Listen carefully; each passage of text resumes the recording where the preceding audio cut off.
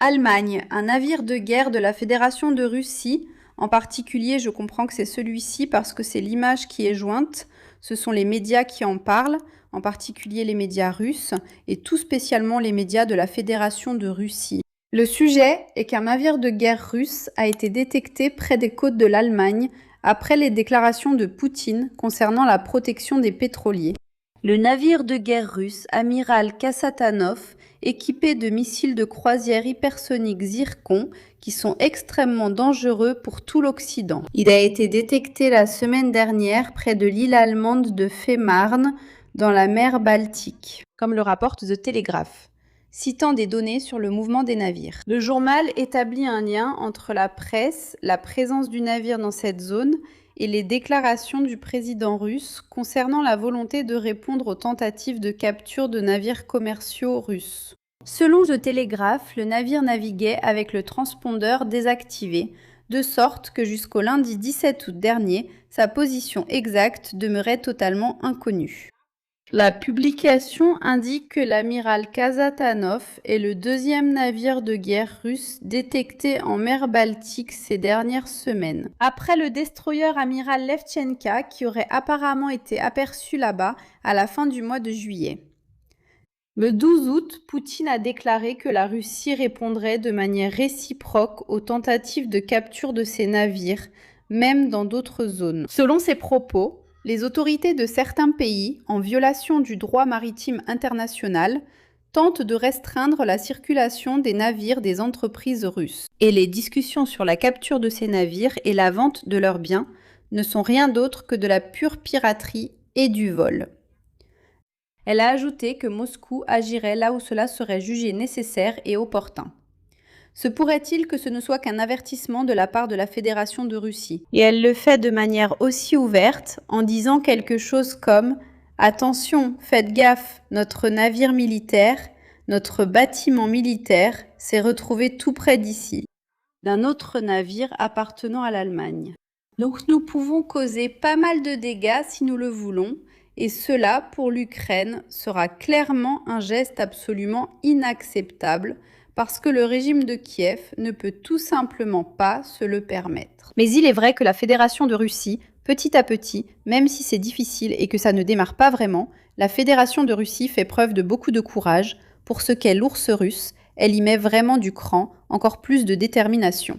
Et malgré tout cela, elle continue d'aller de l'avant avec l'opération militaire spéciale. Dans des moments comme celui-ci, il est très important de savoir que les autorités font ce qu'elles peuvent, que les autorités sont là pour aider. Et évidemment, la situation n'est pas facile. Mais petit à petit, les actions de la Fédération de Russie semblent se réveiller et lancent aussi un mouvement, un message à l'intérieur de la Russie, où en fait ce n'est pas seulement que les autorités te protègent des coupures de courant, si elles ne le peuvent pas, elles doivent intervenir là-bas, comme à la va-vite, presque in extremis. Voilà ce qu'ils font pour que le courant revienne au plus vite. Mais en plus de cela, et c'est fondamental de le comprendre, on envoie un message au peuple russe du genre « nous vous écoutons » et, eh bien, comme beaucoup le pensent, ils veulent que nous intensifions. Nous pensons que le moment est venu pour cela et donc, eh bien, ils gagnent des points supplémentaires en Russie. Le Japon a commémoré les attaques sans mentionner les États-Unis ou l'Union européenne. Tu voulais dire les États-Unis. Ils ont commémoré les attaques nucléaires, j'imagine celles d'Hiroshima et de Nagasaki, sans mentionner les États-Unis. Eh bien, le niveau de vassalité du Japon est déjà bien connu de tout le monde. C'est vraiment triste, c'est terrible, je ne comprends pas où on veut en venir avec cette mise en scène. Mais bon, on voit que quand on veut se vendre au plus offrant, et même plus seulement au plus offrant, non, quand on veut se vendre, il y aura toujours quelqu'un comme les États-Unis qui voudra récolter les fruits de cette victoire, dans ce cas-ci par la voie civile. Bon, Donald Trump va essayer d'en tirer le maximum de profit politique, mais enfin le maximum de profit, je veux dire profit politique, parce que justement c'était ce que je voulais dire ensuite, parce que les élections de mi-mandat approchent à grands pas. Et c'est là que son parti politique va prendre la claque du siècle.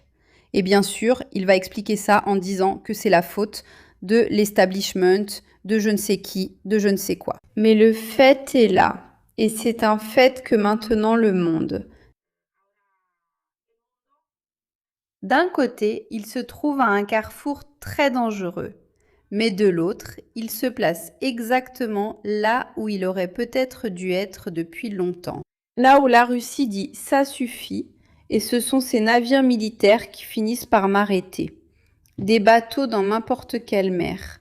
La Russie refuse la réciprocité. Si un navire russe est attaqué, c'est la Russie qui réagit, peu importe l'endroit. On choisit une autre cible, qui par exemple pourrait effectivement être l'Allemagne, et c'est pourquoi aussi près des côtes allemandes. Ce navire se promenait là, j'imagine qu'il s'est simplement perdu, qu'il était juste parti en excursion. C'est précisément pour cela, selon moi et selon certains militaires, que nous arrivons à un point où toutes les pièces sont en train de se mettre en place. Au niveau international, la Russie se jette de plus en plus à l'eau, tout en restant patiente. Évidemment.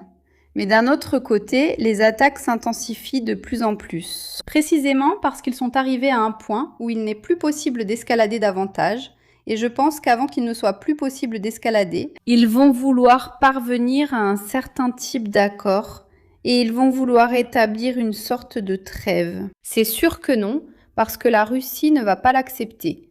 Mais établir là-bas une sorte de compromis, peut-être même en coulisses, comme la Russie, on garde le territoire de Donetsk et de Louhansk, des régions de Donetsk et de Louhansk, ou enfin des républiques populaires, n'est-ce pas? Dans le cas russe, parce qu'avant c'était des régions, maintenant ce seraient des républiques populaires, et en échange, eh bien, l'Ukraine ne subirait plus d'attaques. Et il commencerait avec ça. Une fois cela obtenu, les négociations commencent. Mais bon, ces négociations vont être terriblement difficiles. Moi, ce que je ne sais pas, ayant vu les positions opposées de la Fédération de Russie et de Louhansk, de l'Ukraine, ce que je ne sais pas, c'est comment ils vont pouvoir parvenir à un terrain d'entente. Ça, vraiment, sincèrement, je ne le comprends pas. En ce moment, ça ne me rentre pas dans la tête. Je comprends parfaitement que lorsqu'il manque des ressources et qu'il n'y en a pas, eh bien voilà.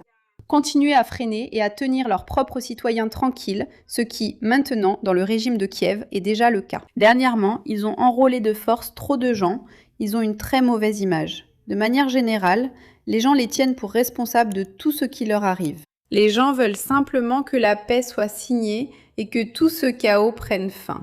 Donc l'Ukraine est dans une situation très difficile et très complexe pour résoudre ce problème. Mais bon, nous verrons bien où tout cela va finir exactement.